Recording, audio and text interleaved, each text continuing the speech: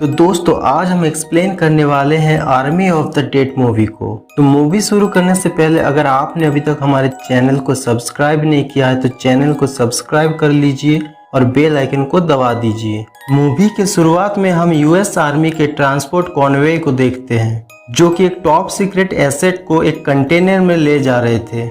ये लोग एरिया 51 से आ रहे थे, लेकिन इन सोल्जर को भी नहीं पता था कि इस कंटेनर में आखिर है क्या। उस रोड पर एक न्यूली कपल को भी दिखाया जाता है जो मस्ती से कार चला रहा था। तभी इनकी कार मिलिट्री ट्रक से टकरा कर ब्लास्ट हो जाता है और इस एक्सीडेंट में वो कंटेनर दूर जा गिरता है। एक सोल्जर तुरंत अपने हेड को इस एक्सीडेंट के बारे में बताता है। जैसे ही उसके हेड को पता चलता है कि वो टॉप सीक्रेट कंटेनर खुल चुका है तो वो सोल्जर्स को वहां से भागने के लिए बोलता है, क्योंकि उस कंटेनर में एक बहुत ही भयानक ज़ॉम्बी था और उस ज़ॉम्बी का नाम ज्यूस है। ये ज़ॉम्बी बाहर निकलकर सारे सोल्जर्स को मार देता है और उनमें से 2 सोल्जर्स को इन्फेक्टेड कर देता है और वो दोनों भी ज़ॉम्बी बन जाते हैं। इन ज़ॉम्बीज की खास बात ये थी, ये दूसरे ज़ॉम्बीज की तरह नहीं थे, ये काफी स्ट्रॉन्ग और काफी तेज थे।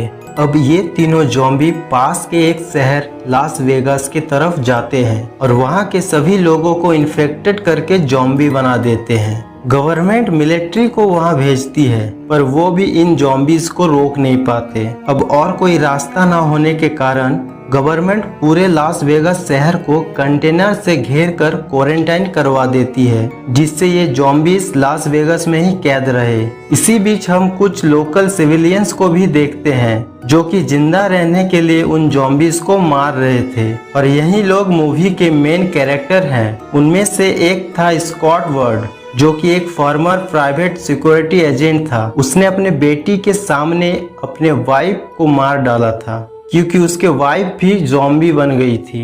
कुछ महीनों बाद गवर्नमेंट अनाउंस करता है कि वो 4 दिन के अंदर लास वेगास पर न्यूक्लियर बॉम्ब गिराएंगे जिससे सारे ज़ॉम्बी का सफाया हो जाएगा। उसके बाद हम स्कॉट वर्ड को देखते हैं जो फिलहाल एक रेस्टोरेंट में कुक का काम कर रहा होता है। तभी उसके रेस्टोरेंट में एक गैंगस्टर उससे मिलने आते हैं। असल में ज़ॉम्बी जोन में उसका एक कैसीनो है जिसके बेसमेंट पे एक लॉकर भी है जिसके अंदर $200 मिलियन कैश रखा हुआ है। वो गैंगस्टर न्यूक्लियर बॉम्ब ब्लास्ट से पहले उसे निकालना चाहता है, इसीलिए वो स्कॉट को कहता है कि वो उस क्वारंटाइन जोन में जाएं और उन पैसों को निकाल कर लाएं।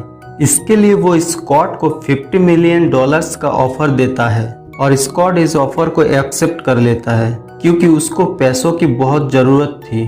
अब वो अपना एक टीम बनाने लगता है। इस टीम के अंदर शामिल थे मारिया वेंडरो, एक हेलीकॉप्टर पायलट मेरियान, एक जर्मन लोकर ओपनर लॉडविक, माइकी नाम का एक शार्प शूटर भी इस टीम को ज्वाइन करता है जो कि सोशल मीडिया पर ज़ॉम्बी किलिंग्स के लिए फेमस हो गया था। और माइकी अपने साथ एक फ्रेंड भी लाता है जिसका नाम चेम्बर होता है। अब लास वेगास शहर के बाहर एक कैंप लगा हुआ होता है जहां पर नॉन इन्फेक्टेड लोगों को रखा गया था और स्कॉट की बेटी केट वहां एक वॉलेंटियर थी। हम अब गीता नाम के एक औरत को देखते हैं जो स्कॉट की बेटी केट को बताती है कि वो ज़ॉम्बी जोन में जाकर कुछ पैसे चुराना चाहती है ताकि वो अपने बच्चों को यहाँ से निकाल कर पढ़ा सके। वह लिली नाम की एक लड़की भी थी जो कई बार ज़ॉम्बी जोन में जाकर वापस आई है। इस कैंप के अंदर हम बर्ड नाम के एक गार्ड को भी देखते हैं जो काफी बदतमीज था। स्कॉट अपनी टीम को लेकर उस गैंगस्टर के पास पहुंच जाता है और वो गैंगस्टर उन्हें कैसीनो बिल्डिंग का मैप देता है और प्लान बताता है। वो लोग हेलीकॉप्टर से लास वेगास नहीं जा सकते थे क्योंकि वो एक रेस्ट्रिक्टेड एरिया है, उन्हें पैदल ही अंदर जाना होगा। इसके बाद इन्हें कैसीनो बिल्डिंग में जाकर लॉकर को खोलना है और सारे पैसों को लेकर हेलीकॉप्टर पे बैठना है और वापस बाहर आ जाना है। वो गैंगस्टर अपने सिक्योरिटी गार्ड मार्टिन को उनके साथ भेजता है ताकि वो इन पर नजर रख सके। स्कॉट लिली को भी अपनी टीम में शामिल कर लेता है क्योंकि वो ज़ॉम्बीज के बारे में बहुत कुछ जान गई थी। केट को जब पता चलता है कि उसके मना करने के बाद भी गीता अंदर जा चुकी है तो वो भी इनके साथ चलने को बोलती है, लेकिन स्कॉट उसे मना कर देता है। और केट जिद करती है कि अगर स्कॉट ने उसे अंदर नहीं ले गया तो वो बाद में चुपके से अंदर चला जाएगा। तब स्कॉट को मजबूरी में मानना पड़ता है, लेकिन वो केट से कहता है कि वो हमेशा उसके साथ रहेगी। अगर गीता को उसको रास्ते में कहीं मिलती है तो ठीक है, क्योंकि वो उसको ढूंढने नहीं जाने वाले। फिर इसके बाद लिली किसी कारण से उस बदतमीज सिक्योरिटी गार्ड वर्ट को पैसों का लालच देकर अपने टीम में ले लेती है। इसके बाद ये सब ज़ॉम्बी जोन में जाते हैं। ये लोग सोच रहे थे कि यहाँ लाखों ज़ॉम्बीज होंगे, लेकिन यहाँ तो लाखों ज़ॉम्बीज की लाशें पड़ी हुई थी। लिली बताती है कि यहाँ अलग तरह के ज़ॉम्बीज हैं। ये ज़ॉम्बीज धूप की वजह से थोड़े से मर गए हैं, लेकिन अगर कुछ घंटे बारिश हो जाए तो ये वापस जिंदा हो जाएंगे। थोड़ा आगे जाने पर उन्हें किसी जानवर की आवाज आती है और देखते हैं कि वो एक बहुत ही भयानक ज़ॉम्बी टाइगर था जो इस इलाके की पहरेदारी कर रहा था। ये सभी उसे देखकर छुप जाते हैं और कुछ देर बाद वो ज़ॉम्बी टाइगर वहां से चला जाता है। इसके बाद लिली बर्ट के पैर पर गोली मार देती है। लिली बताती है कि यहाँ कुछ इंटेलिजेंट ज़ॉम्बीज भी हैं जिन्हें अल्फा ज़ॉम्बीज कहा जाता है। अगर वो इन्हें किसी इंसान की बलि दे देते हैं तो वो इन पर हमला नहीं करेंगे और ये शांति से उनके इलाके में अपना काम करके यहाँ से निकल सकते हैं। और लिली ने बर्ट को इसीलिए अपने टीम में ज्वाइन किया था। लिली बताती है कि बर्ट एक बुरा आदमी था जो कि कैंप में बेसहारा औरतों के साथ बदतमीजी करता था। ये सुनकर सभी पीछे हट जाते हैं। बर्ट की आवाज सुनकर वहाँ एक फीमेल ज़ॉम्बी आती है जो कि इन ज़ॉम्बीज की क्वीन थी। वो बर्ट को लेकर वापस ओलंपिस बिल्डिंग में चली जाती है, जहाँ पर हम देखते हैं कि हजारों ज़ॉम्बीज भरे हुए थे। तभी उन ज़ॉम्बीज की किंग ज्यूस वहाँ आता है और ज्यूस बर्ट को काट लेता है ताकि बर्ट भी एक ज़ॉम्बी बनकर उसके आर्मी में शामिल हो जाए। इधर केट समझ जाती है कि गीता भी जरूर ओलंपिस बिल्डिंग में ही होगी। ये लोग कैसीनो बिल्डिंग की ओर बढ़ने लगते हैं। लिली इन्हें एक बिल्डिंग के अंदर से ले जाती है जहाँ कई सारे नॉर्मल ज़ॉम्बीज सो रहे थे। स्कॉट सबके लिए ग्लो स्टिक से रास्ता बनाते हुए आगे बढ़ता है। माइकी की फ्रेंड चेम्बर को मार्टिन के ऊपर शक हो जाता है। वो कहती है कि उसे मार्टिन पर बिल्कुल भरोसा नहीं है, इसलिए वो उसके आगे चले। मार्टिन इस बात का फायदा उठाता है और चुपके से ग्लो स्टिक को दूसरे तरफ फेंक देता है और चेम्बर उस ग्लो स्टिक का पीछा करते हुए गलत रास्ते में चली जाती है और बाकी सबसे बिछड़ जाती है। चेम्बर के आसपास ज़ॉम्बीज जागना शुरू कर देते हैं और चेम्बर उन ज़ॉम्बीज पर गोली चलाने लगती है। गोलियों की आवाज सुनकर वहाँ सारे ज़ॉम्बीज जाग जाते हैं, जिससे सभी लोग वहां से भाग जाते हैं। लेकिन मार्टिन बाहर से दरवाजा बंद कर देता है और चेम्बर ज़ॉम्बीज के साथ अकेली रह जाती है।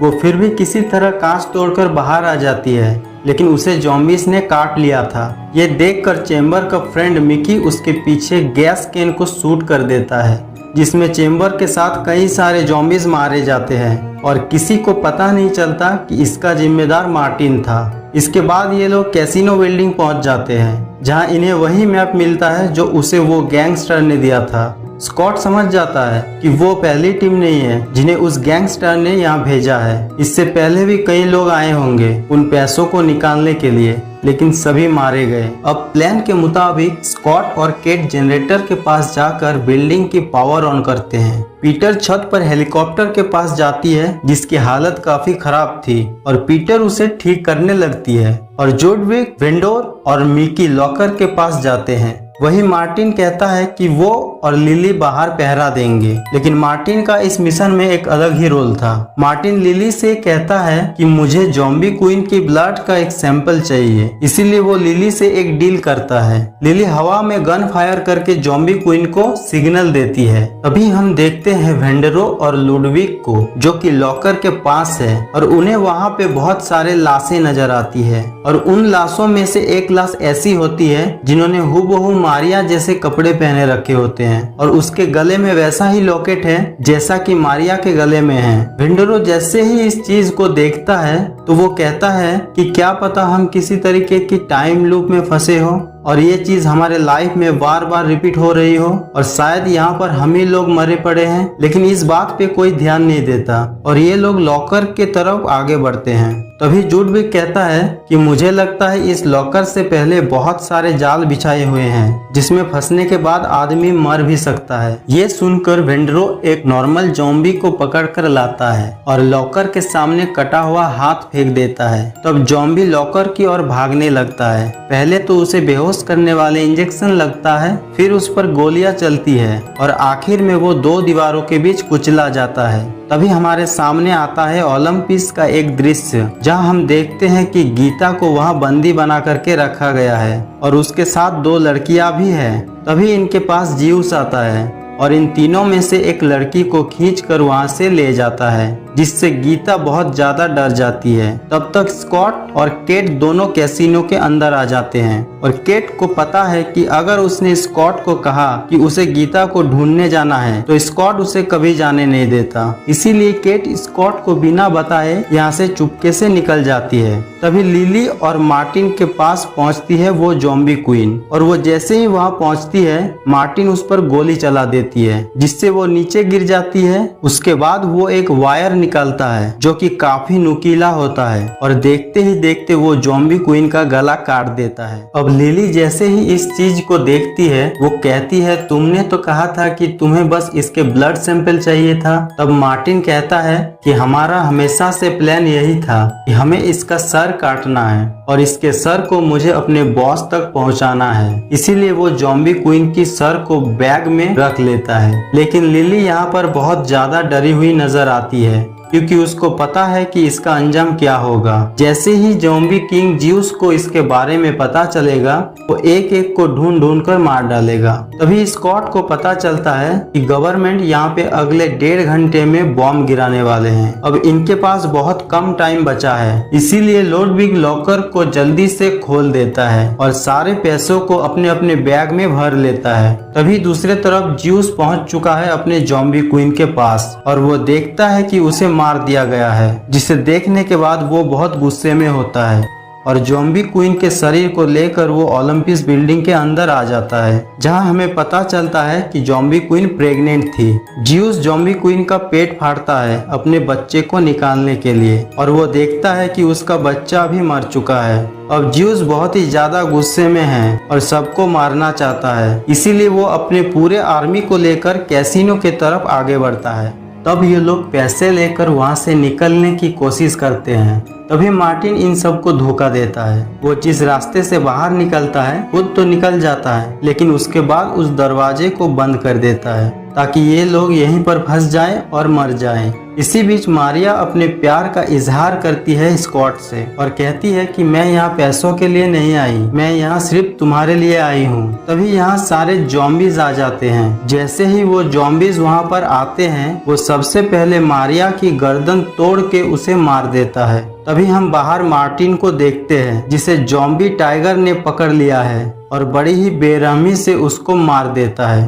तभी लिली यहाँ के एक दरवाजे को काटती है और उसके बाद स्कॉट और लिली यहाँ से बाहर निकलने लगती है, लेकिन लुडविग और बेंड्रो यहाँ से निकल नहीं पाते क्योंकि ज्यूस बेंड्रो को पकड़ लेता है और उसे बहुत ही बुरी तरीके से मार रहा होता है। और ज्यूस बहुत ही ताकतवर है, उसका मुकाबला मुश्किल ही नहीं नामुमकिन है। जब लुडविग देखता है कि ज्यूस यहाँ पे बेंड्रो को मार देगा, तब लुडविग बेंड्रो को लॉकर के अंदर फेंक देता है और लॉकर को बंद कर देता है ताकि वो अंदर सुरक्षित रहे, लेकिन ज्यूस लुडविग को मार देता है। तभी हम दूसरे तरफ स्कॉट, लिली और माइकी को देखते हैं जो कि बाहर निकल रहे होते हैं, लेकिन बाहर निकलते वक्त माइकी को ज़ॉम्बीज ने घेर लिया होता है और उसको इन्फेक्टेड कर देता है। इसीलिए वो अपने आप को कई सारे ज़ॉम्बीज को लेकर बॉम्ब ब्लास्ट कर लेता है। फिर लिली और स्कॉट पहुंचते हैं छत पे, जहां पीटर हेलीकॉप्टर लेके इनका इंतजार कर रही है। लेकिन जैसे ही ये लोग हेलीकॉप्टर में चढ़ने वाले होते हैं तभी वहां पे ज्यूस आ जाता है और ज्यूस को देखते ही लिली अपने बैग से उस ज़ॉम्बी क्वीन का सर निकालती है,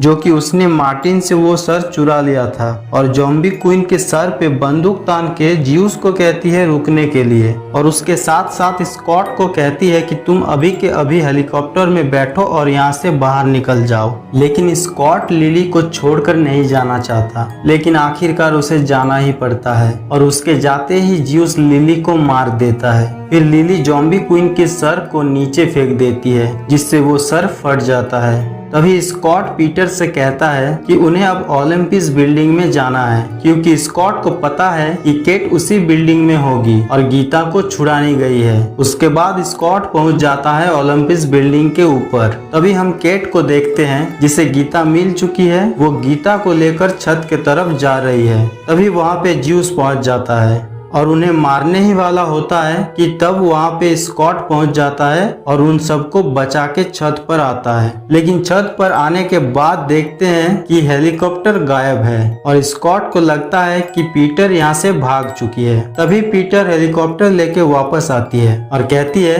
कि मेरा मन तो यही करता था कि मैं यहाँ से भाग जाऊं, पर मैं ऐसा कर नहीं पाया। फिर ये लोग हेलीकॉप्टर पे बैठ के यहाँ से निकलने ही वाले होते हैं कि तभी वहाँ पे ज्यूस आ जाता है और ये लोग हेलीकॉप्टर लेके उड़ते हैं, लेकिन ज्यूस हेलीकॉप्टर के अंदर कूद जाता है और इनके बीच काफी लड़ाई चलने लगती है और हेलीकॉप्टर यहाँ से आगे जाने लगता है। तब हम देखते हैं कि गवर्नमेंट ने अपनी मिसाइल छोड़ दी है। फिर ज्यूस स्कॉट से लड़ते लड़ते उसे काट लेता है। तभी स्कॉट उसे गोली मार देता है और ज्यूस मर जाता है। लेकिन यहाँ पे इतना बड़ा धमाका होता है कि इनके हेलीकॉप्टर क्रैश कर जाता है। फिर थोड़ी देर के बाद हम केट को देखते हैं जो कि होश में आती है। तब उसे पता चलता है कि पीटर और गीता दोनों मर चुके हैं और स्कॉट थोड़ी दूर जख्मी हुआ पड़ा है और तड़प रहा है। जैसे ही केट उसके पास जाती है, वो केट को $2 लाख देता है और कहता है कि इससे तुम अपनी जिंदगी की शुरुआत फिर से करो। मुझे ज़ॉम्बी ने काट लिया है और मैं थोड़ी ही देर में बदल जाऊंगा, तो तुम्हें पता है कि क्या करना है। तभी स्कॉट ज़ॉम्बी में बदलने लगता है। तब केट को ना चाहते हुए भी उसे गोली मारनी पड़ती है और केट बहुत ही ज्यादा रोने लगती है। तभी हमारे सामने लास वेगास का दृश्य आता है, जहां पर वेंडरो लॉकर से बाहर निकलता है जो ब्लास्ट के बाद टूट चुका था। फिर वेंडरो बहुत सारे पैसे लेकर शहर पहुंचता है और उसके बाद अपने लिए एक प्लेन बुक करता है, लेकिन प्लेन में उसकी तबीयत खराब होने लगता है। जब वो वॉशरूम में जाता है तो देखता है कि उसके हाथ पर एक ज़ॉम्बी ने काट लिया है और वो ज़ॉम्बी कोई और नहीं बल्कि ज्यूस था। ये देखकर वेंडरो हंसने लगता है और ये मूवी यहीं पर एंड हो जाती है।